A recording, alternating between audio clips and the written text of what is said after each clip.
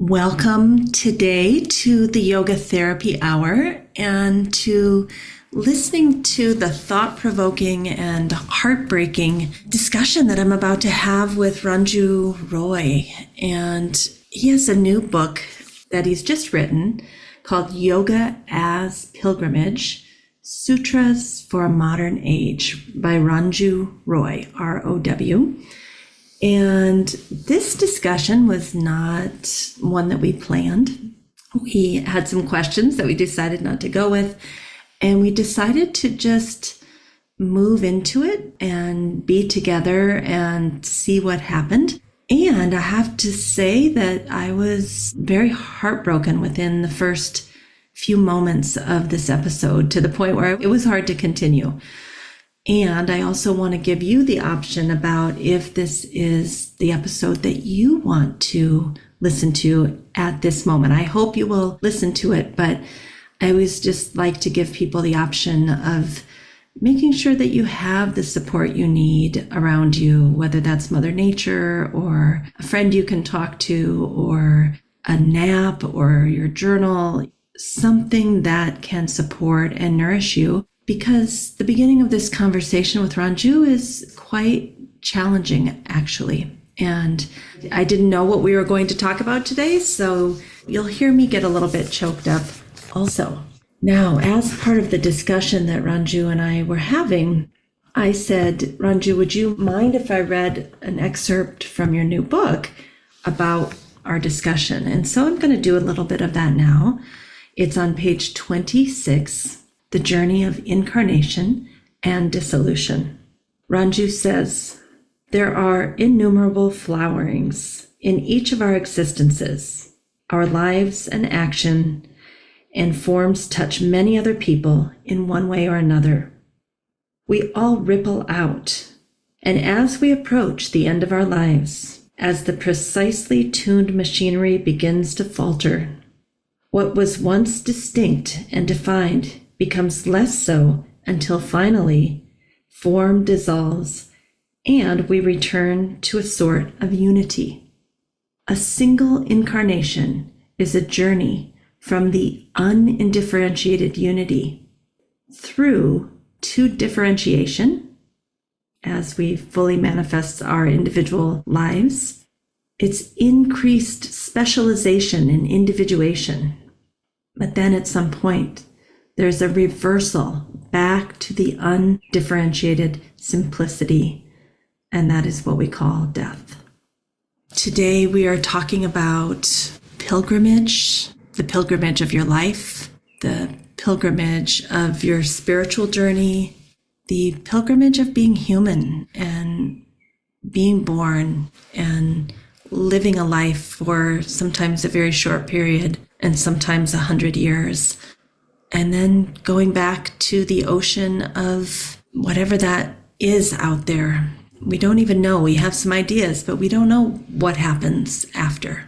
So I just want to move into this interview with a tender heart and love for Ranju and his family, and really recommend this book called Yoga as Pilgrimage, because I think the intimacy that is in this book of Ranju's heart, it is themes that all of us feel as human beings. This is what it means to be human.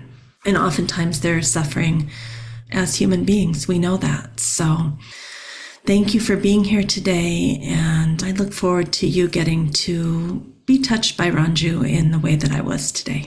Welcome to the Yoga Therapy Hour, Season 7. Our goal with this podcast is to help you remember the goodness in life. Remember the goodness inside of you. Remember the goodness inside of everyone else. This world has been so challenging for many years now, and I think we need a reminder that it's going to be okay. We're going to be okay. We can trust ourselves to make it through this challenging life. And this podcast is your reminder. Each and every week, we have a special guest who's going to come here and remind you it's going to be okay. We got this together.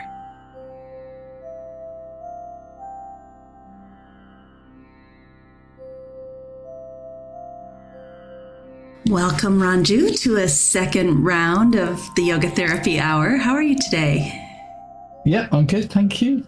Good. Excited to talk to you. I'm so excited too. Tell our listeners again where you're coming from. Literally, or metaphorically, literally, I'm coming from the southwest of England, Somerset, which is near the boot. That triangle bit down in the southwest. Those of you watching this, you're seeing him point. Okay, yeah. I'm down in the left-hand corner of the UK. It's been really wet and cold, and today's kind of warm, and it was warm yesterday. So intimations of summer, which is lovely. Yeah, same here in Minneapolis, Minnesota. All right, well, we are here today to talk about your lovely new book that has just come out, yes? Yep, it came out on my mother's 84th birthday, March the 20th. So it's called Yoga as Pilgrimage, Sutras, and that is Patanjali, Sutras for a Modern Age, but it's also your sutras, right? Right, absolutely. Yeah, I can say. So now let's talk about metaphorically, where are you coming from, since you mentioned it? Okay, where am I coming from? I am coming from an emotionally charged time of late, and this book in some ways has been fairly central. So metaphorically, we could say I am coming from a fairly charged place emotionally. There has been a lot going on for me since shortly after this book came out, and I have been thinking about what yoga means, but more widely, what life means. I mean, should we just get straight deeply into this? Yes. I mean, this is quite heavy, but this is where I'm coming from. My daughter, just after this book came out, so maybe 6 weeks ago, my daughter gave birth to a baby who died. Well, she died within half an hour. So I was in the hospital with her, and I've talked to my daughter about this and about talking to you about this today. So I'm just telling you where I'm coming from. And what happened was during that period, I stayed with my daughter in hospital for 48 hours. And we just had this kind of incredibly sort of shamanic experience of hardly any sleep with her. I mean, she's okay now, but at that time she was life and death, really. She was on a drip and she had to have a blood transfusion, all sorts of stuff. And during that time, I just talked to her this morning, and she told me this morning that after that had happened, after our 48 hours together in the hospital, I'd hardly got any sleep at all. I just was with her. And she said after that, she couldn't really read anything. Everything seemed either too triggering or too trite. And she said she read my book and she hadn't read it before. I mean, I talked to her about it and she read it, bits of it. And she said to me this morning that for her, it was a book about incarnation and dissolution. And that was absolutely the thing that she needed to read about and talk about and hear. Yoga as pilgrimage, Sutras for a Modern Age. In some ways, this is, of course, a book about yoga because yoga is such a broad subject. It's not a book about a particular pilgrimage, but it's a book about journey. And she was saying to me this morning that the way she read it was that it was this book about incarnation and dissolution, and the yoga was my conduit. It was the conduit for discussing really what it means to be a human in incarnated form, and what happens when we come into the world and what happens when we leave the world. So really, let's just say that's where I'm coming from, and that's how it is at the moment. So it's been pretty charged. Oh, Ranju, I'm heartsick. I can't imagine the hopes and the dreams and the expectations that you all had and having such a short time together. Well, yeah. I mean, absolutely. I don't know what to say. I mean, I know, I feel like I'm tearing up now. So I think it's good to just pause and let this be what it is. I didn't know this going in. And No, I know. And I'm sorry to spring that on you. Oh, no, I'm glad you shared it with me. And, I have a student also that has lost a child. And I think of her a lot. I think of her as a person who's practicing the teachings of yoga and Patanjali's Yoga Sutra and what happens at that last breath and what we know and what we don't know. Oof. So, Amy, we've really been on a journey. We've really been on a big journey. I mean, Polly, my daughter, she lives maybe an hour away from here, and I've been in touch with her a lot over the last 6 weeks. That's where we're at. And I've been thinking about this interview, and I've been thinking about, I gave a talk on this book as well. And one of the images that came to me yesterday about yoga and about what we do, and I was thinking about my early involvement in yoga, etc., is that often I think that yoga, like so many other things, like alcohol or drugs or sex or whatever it is a way of either, it can be a way of building an exoskeleton of protection against life's, what we're not expecting. I mean, I think that's what I did. I think that's what yoga was for me. When I was in my 20s, I didn't know what I was doing. Life was difficult. I'm not actually against building an exoskeleton either. I mean, sometimes we need protection. The issue is that when the exoskeleton becomes such a suit of armor that we fall apart without it. And for me, working on this idea of yoga is much more about building an internal support rather than an external support. Yeah, that's the image that's come up for me. How do you differentiate the exoskeleton from the internal support? That's a really good question, because I haven't thought about it apart from having an image. It came to me as an image yesterday. Just in talking to you now, that I'm just thinking, one of the ways that I think you differentiate is that somebody with an exoskeleton can be hard, and also perhaps a little brittle in certain ways. Yes. So I think there's a softness which comes with having an internal structure. The concept of calcification around ideology. So when you become very dogmatic and hardened and calcified around certain ideas, I think dogmatic, it seems to me that this is indicative of an exoskeleton, where somebody's clinging so strongly to a particular ideology that they become very emotional or upset if it becomes too challenged. Yeah. What I'm discovering on this yoga journey as I let go of my rigidity and dogmatic thoughts about how Deskachara yoga needs to be passed on, I'm realizing that my yoga is helping me live with a broken heart. And that sometimes I want to throw the baby out with the bathwater. It's too hard to practice our yoga with a broken heart and just stay in it and keep doing it. I want to go back to numbing. I want to go back to the exoskeleton. I don't want to feel this broken heart. And frankly, sometimes consider leaving yoga because it's too hard to live with a broken heart and practice your yoga. It's a real fine line. There can be real challenges. Anybody who's had a child just after the birth, you're in that kind of almost ecstatic, just altered reality state. And I think the same after a death. I haven't actually experienced the death of either of my parents, or friends of mine have died, but I haven't been with anybody. I was with the baby who we called Jyoti just after she died. You go into a kind of a different reality, don't you? You go into a different place. And I think everything is stripped away. Yeah. I don't know what to be there. I feel very protective of you right now. Like, I don't want you to talk about more than you're wanting to talk about. So I want to give you permission to just say no, thank you, or let's move on. I want to be very sensitive in this conversation. And yet I'm very curious, what did that alternate place feel like to you? Or that after you realized what had happened and everything got stripped away, what did that feel like?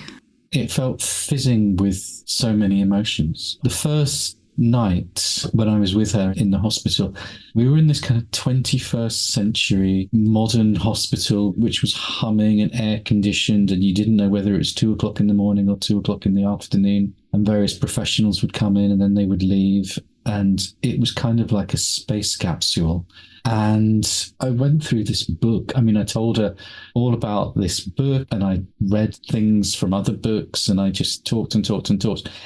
And I told jokes, and, sometimes we were both creased up with laughter. We were crying, we were laughing, we were telling all sorts of things. It was like a kaleidoscope. And it was also like a dream, which I can barely, I mean, it's like 6 weeks ago now, but it's also kind of like trying to remember what it was like being in that sleep. I was majorly sleep deprived. So what was it like? It was like altered reality, whereby the rules of normal life were suddenly taken away and a lot of stuff didn't matter. And what did matter did matter.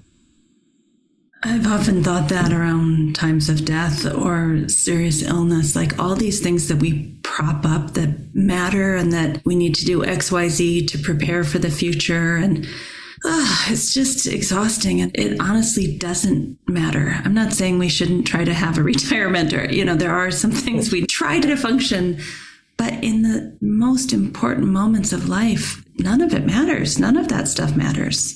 And simultaneously, the most trivial thing, it even sounds a little blasphemous or irreverent, but there were some very funny, jokey things, and it's kind of like, oh, are we allowed to do this? There were times when I was laughing about funny, ridiculous things. We were both laughing. So it's kind of like, it wasn't just tragic somberness. It was just everything. Do you know what I mean? It was everything. Kaleidoscope is such a beautiful image. It was a kaleidoscope. It was a kaleidoscope. I wrote a little section in this book called The Journey of Incarnation and Dissolution. And I wrote that probably 2.5 years ago because obviously the book evolved over time. It's in the first section and it just felt very prescient or very pertinent at that time. Ranju, would you mind if when we're finished, I read that portion to our listeners as the intro? Of course. As we talk about this book, I honestly, when I first started reading it, I didn't 100% get it. I was starting to read it, and in my mind, in the Deskachar teaching and tradition, I see a pilgrimage as a place you go either physically or mentally, emotionally, or spiritually, or a connection that you make, that you travel out. The journey is probably going to be challenging. You're going to have things revealed to yourself that you didn't know prior. Some of those will be very painful. Others will be joyful. You will visit this unknown land within yourself, or maybe a true unknown land. And then you will bring a piece of that back to your original location, inside and outside.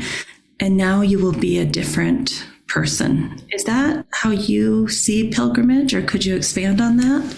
Yeah, I think that's how we can see pilgrimage. I think that's a very valid way of thinking about pilgrimage. I mean, I was thinking of a sort of a circularity to any journey where you go somewhere and you come back. And of course, by the time you come back, you're not in the same place. When you come back to your starting point, you're not in the same place. But that circularity seems to me to be the underlying pattern of everything. So not only does the Earth circle around the sun, we have the Earth circles on its axis, the moon circles around the Earth, we have all the seasons, we have the patterns of day and night, we have the lunar months. Every single day seems to me to be an equivalent of the beginnings of a pilgrimage, in as much as you come into something, you then journey, and then that you come back to a place. Basically, you come back to sleep. You come up from sleep and you go back to sleep. So every day is a journey, is a pilgrimage. You can metaphorically see every day as a pilgrimage. Every month is a pilgrimage. Every year is a pilgrimage. We have kind of rituals around looking back at the year, for example, beginning of the year or at the end of the year. And even at a more macro level, every life is a pilgrimage because we are born into the world and we open to the world, and then we die from the world and we exhale. I hope it doesn't sound too labored, but I also think even every breath is a pilgrimage because every inhalation is an opening to the world, and every exhalation is a return to ourself. It's a little bit paradoxical because you might think as we inhale, the air comes in, but actually, in order for the air to come in, we have to open.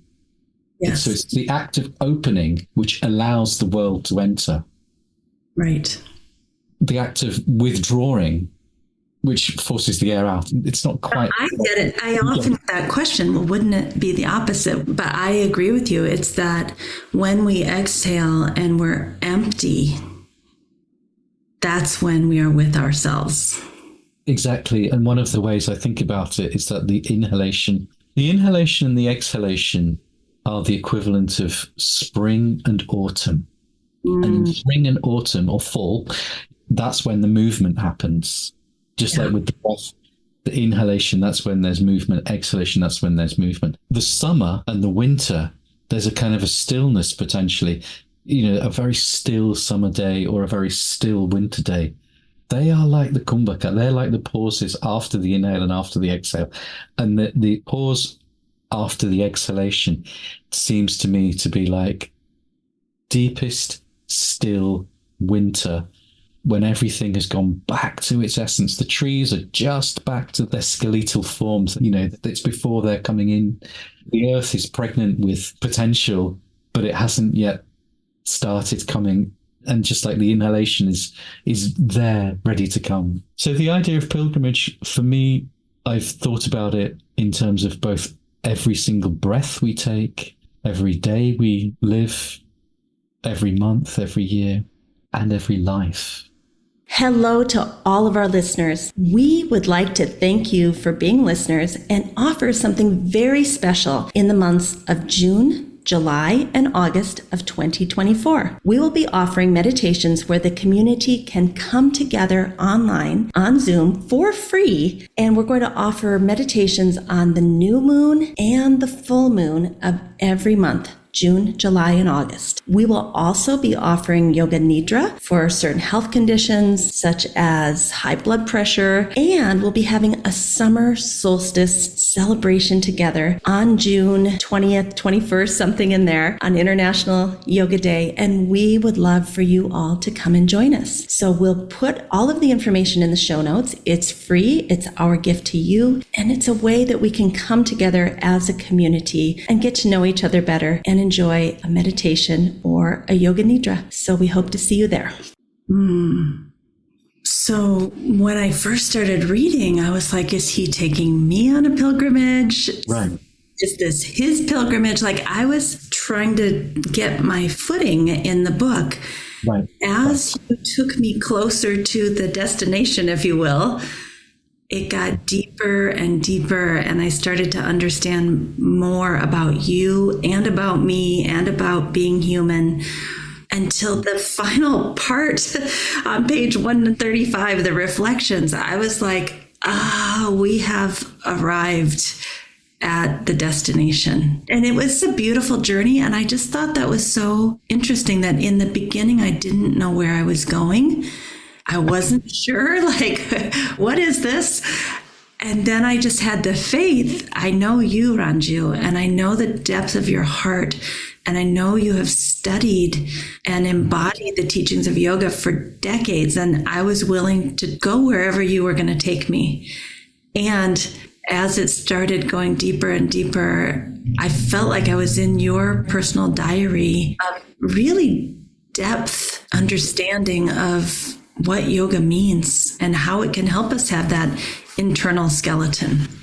Thank you for saying that. And I'd like to say a couple of things about structure and how that worked for me, because I wrote much of this book during lockdown, embodying the Yoga Sutras, which I wrote with Dave, and which I'm really pleased with that book. We really set out to try to write a book about Patanjali's Yoga Sutras from the perspective of what we had been taught through the lineage of Desika Chow. So, really respecting our teachers. And we wanted to be as kind of accurate and as precise and as correct, if you like, as we could be.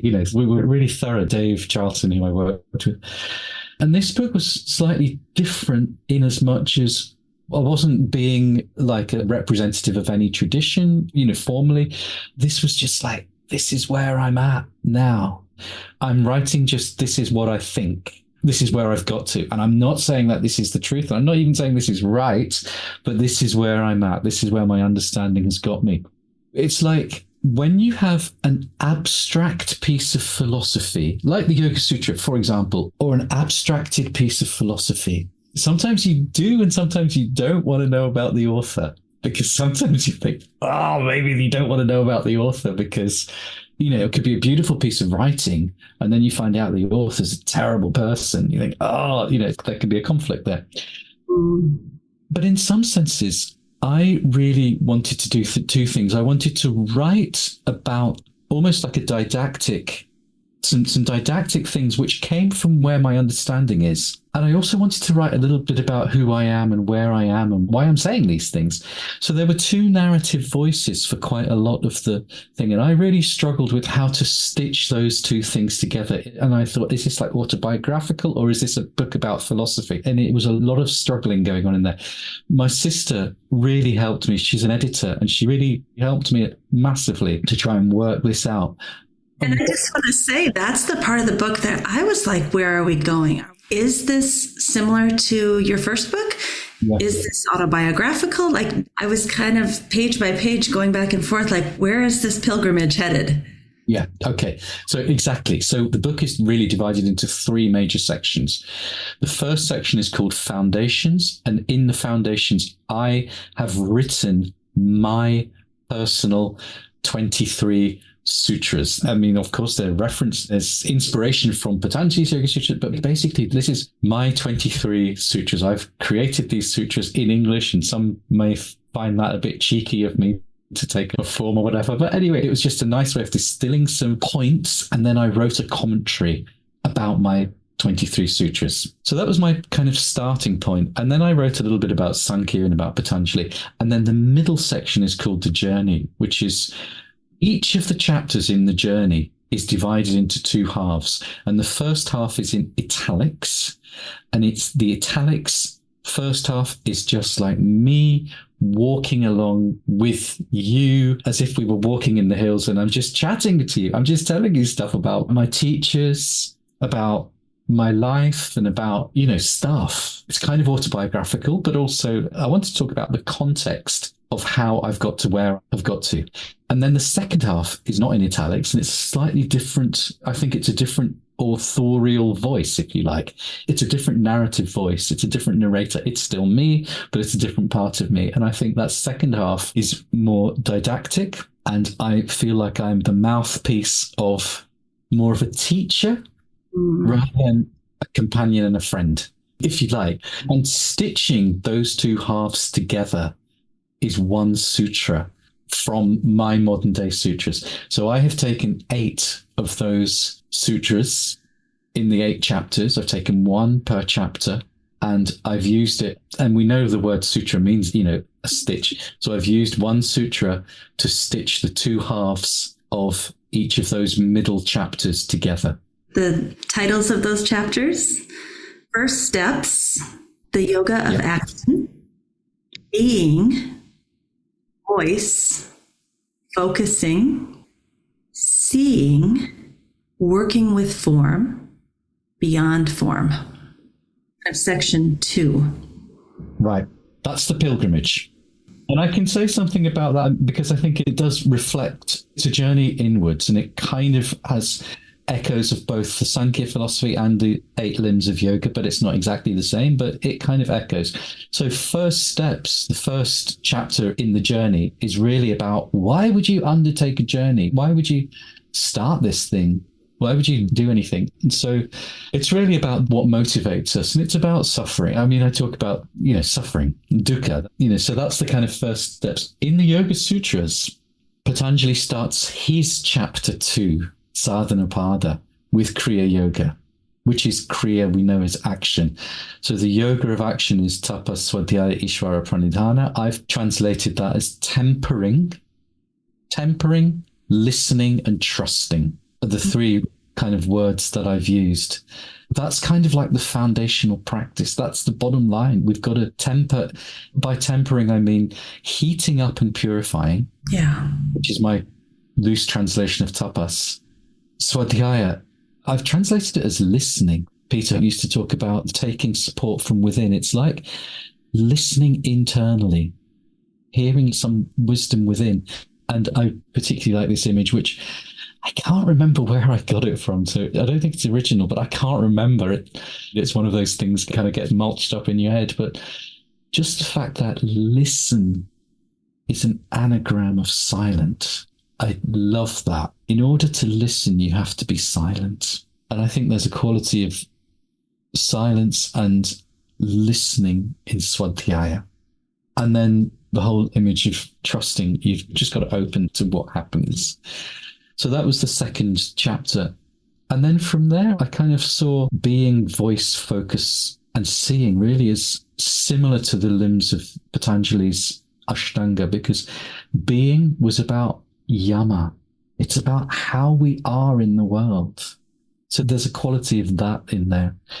Voice, if being was about yama, I saw voice as very much also about yama and niyama to an extent, but also in the Sankhya model, the karma indriyas, how we act upon the world, our actions within the world.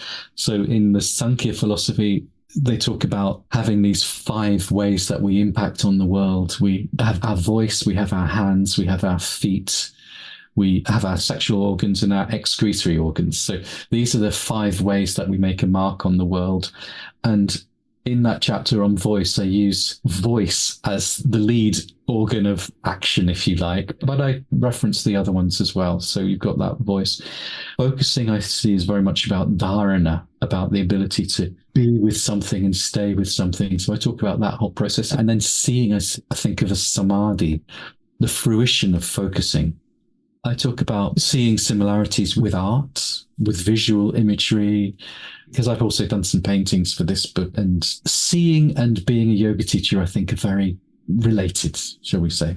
And I love that little section in there on observation. Yeah.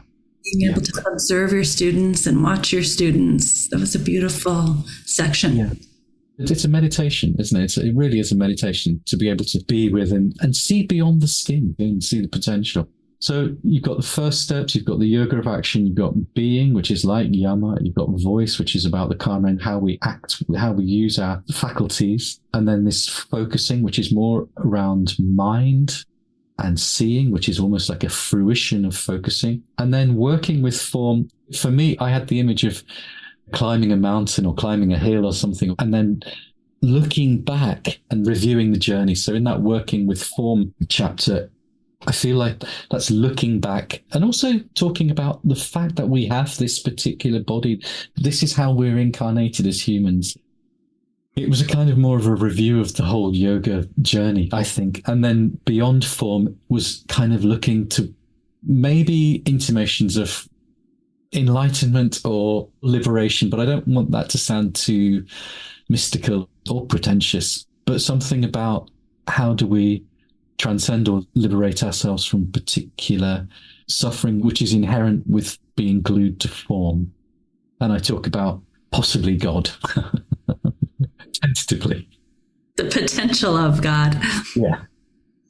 So that whole section just spoke so deeply to me when I was reading it. That's where I felt like I was getting to look at your deepest, heartfelt realizations and understanding after so many years of working with yoga. And yet it was the third part, the reflections, that you talk about living the path and not rushing through life. And, what is progress? Why are we so competitive? Why do we need to compare ourselves to others? And ultimately, how can we relinquish our agendas?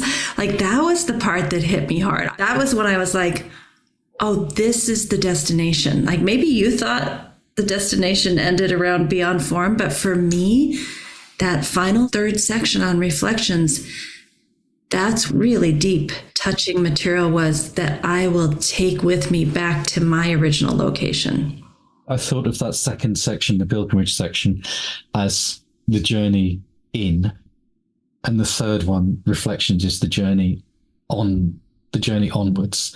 We've taken this journey inwards, which is great, but how are we going to manifest that? How are we going to live that? How are we going to engage with America, UK in 2024? There's a lot of shit going on. There's a lot of crazy stuff going on, and it can feel very, very overwhelming, and it can be very, very difficult. And it's exactly that. Going back to the exoskeleton in the intro, how do we remain soft and open, but with a result, with resources and an ability to continue to be here? Because it's hard at times. The other thing I'd like to say, a lot of this book is me writing to me. I'm really honored to share it. I'm really pleased to share it. But it was me writing for me to try and understand where I am. And it was really important for me in writing this to feel free of any, like, this is right or this is wrong. Yeah. To feel free of any other authority apart from myself. To be an author means you have to assume authority. And I struggled with that. Like, who am I to say this stuff? That voice is definitely there. What happens if Desikachar would disagree with this? I don't know whether he would or not. I just want to jump in here because I think this is what Desikachar was trying to get us to do. I don't think he was into the dogma. He wasn't into the image, the labels. He wanted each one of us to write this book to ourselves. I totally agree with you. But what happened if he didn't? Let it go. I mean, I was quite anxious because this is a very personal book. And, I was definitely anxious about how my peers and my teacher, how other people might, who the hell is this person to write?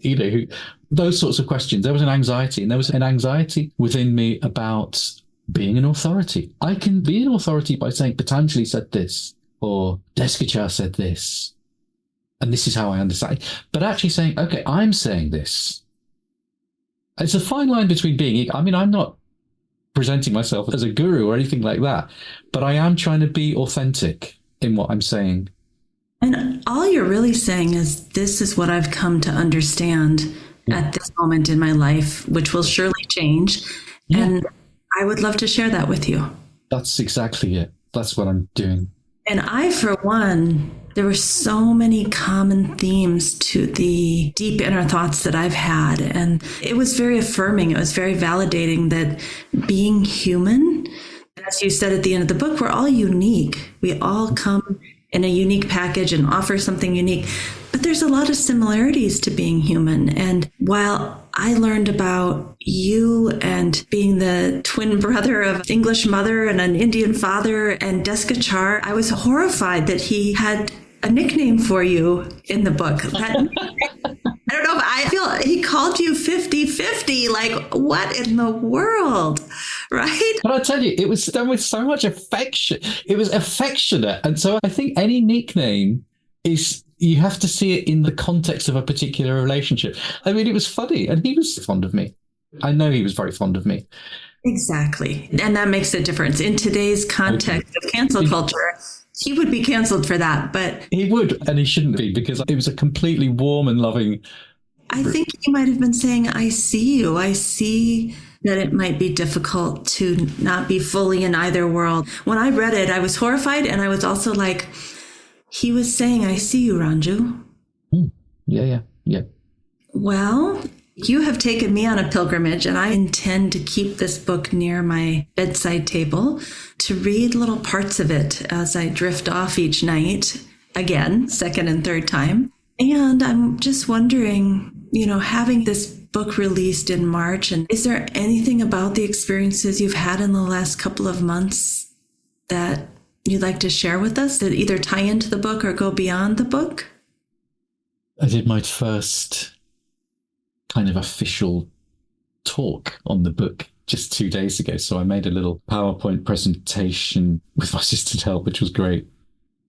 So one of the things that I've been thinking about in having created this book is, what's the difference between art and poetry and kind of like a spiritual or a religious book? The Vedas, the Upanishads, the Quran, the Bible, all these great revered texts, which from a very traditional point of view would be seen as divinely inspired.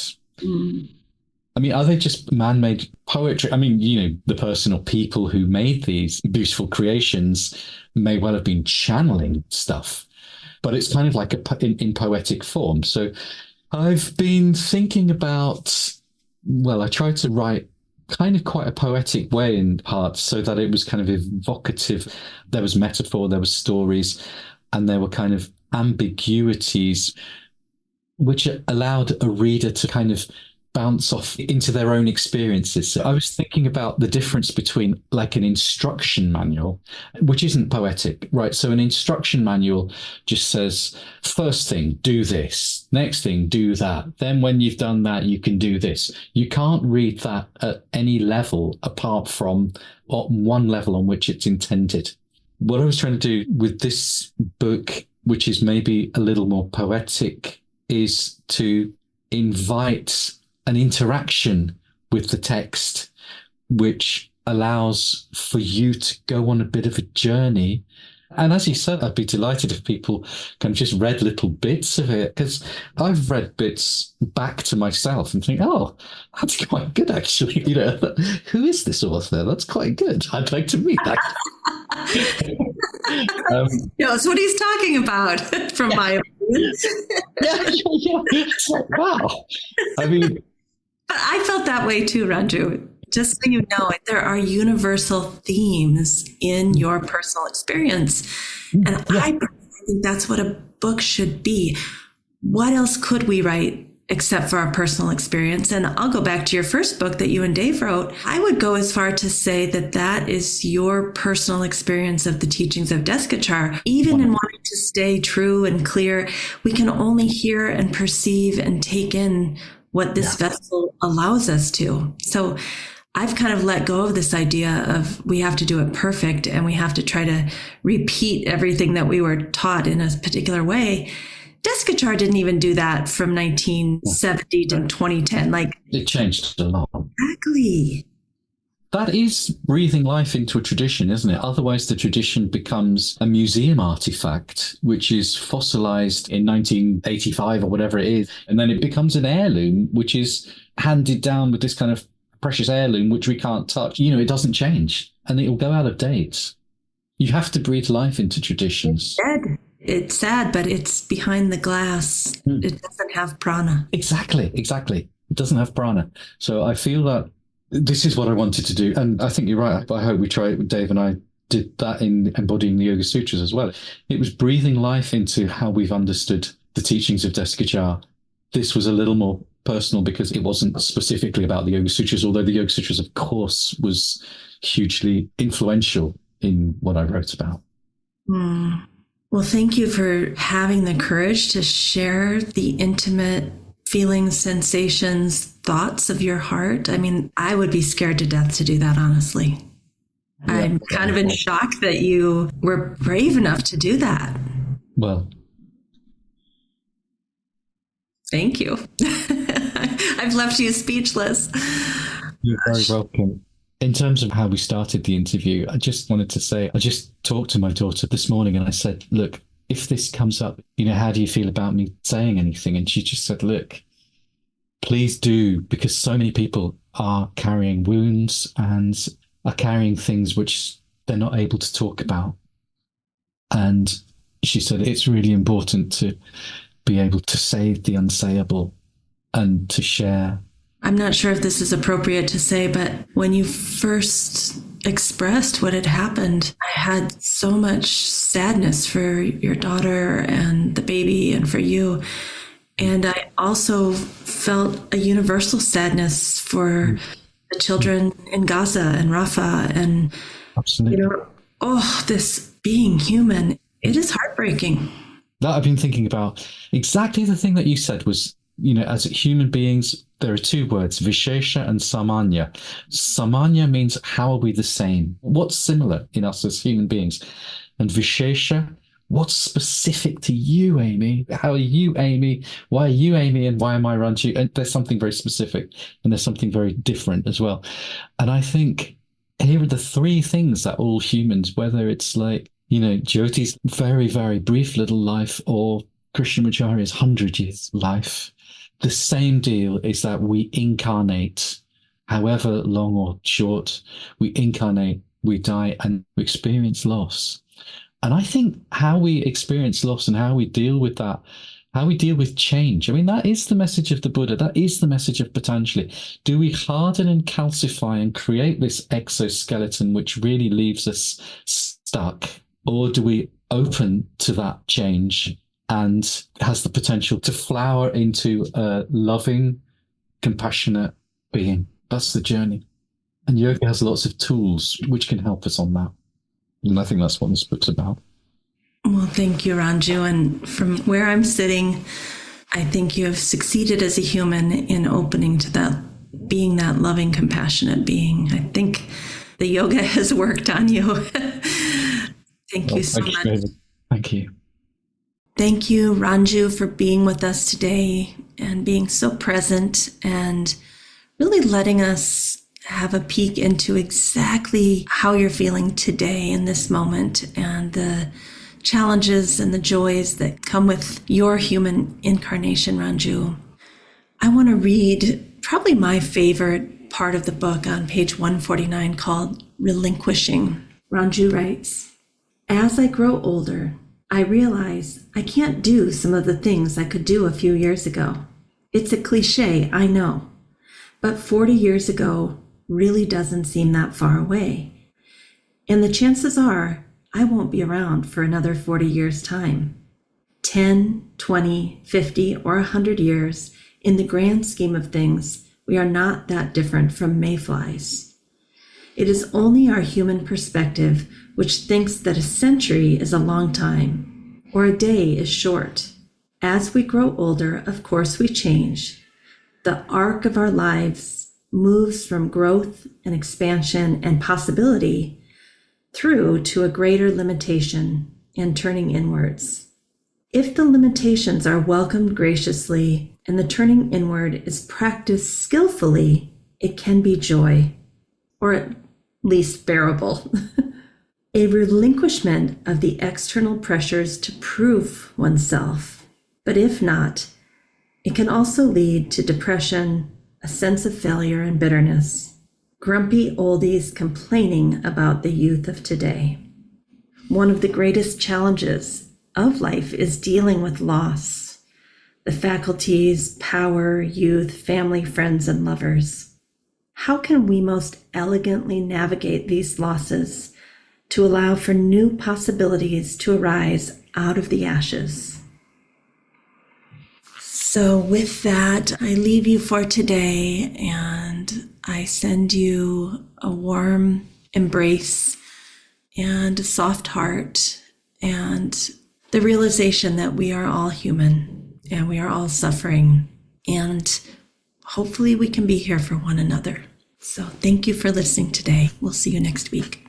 Thank you for listening to the Yoga Therapy Hour. We hope that you enjoyed this content. Much of what we talk about goes right into the other work that I do. One of the really exciting things coming up soon is a program that I'm running with Mala Cunningham called Mental Health, Neuroscience, and Yoga, a peer counseling certification training. There'll be two parts. One of the parts will be online, and the second part will be in person. And at the end of this program, you will be a certified peer counselor who knows how to be in relationship with respect to mental health, neuroscience, and yoga. It's a 2-weekend program, and we can't wait to invite you to learn more about it. If you're interested, go ahead and email welcome@theoptimalstate.com. Again, welcome@theoptimalstate.com, and Mala and I will get back to you to let you know the dates and locations of the program. All right, I hope you'll join us. Let's talk soon.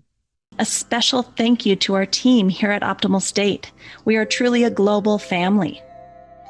George Mantuan, one of our executive producers. Adam Satchel, senior media producer and sound engineer from the Philippines. Krishna Panchal, a producer from Canada. Modupe Abdullahi, who does the show notes and is an editor for us from Nigeria. And Peter Morley, who wrote and produced the music for this show, who lives in Australia. Find more about Peter's work at www.zenmusic.biz. Thank you for listening. We'll see you next time.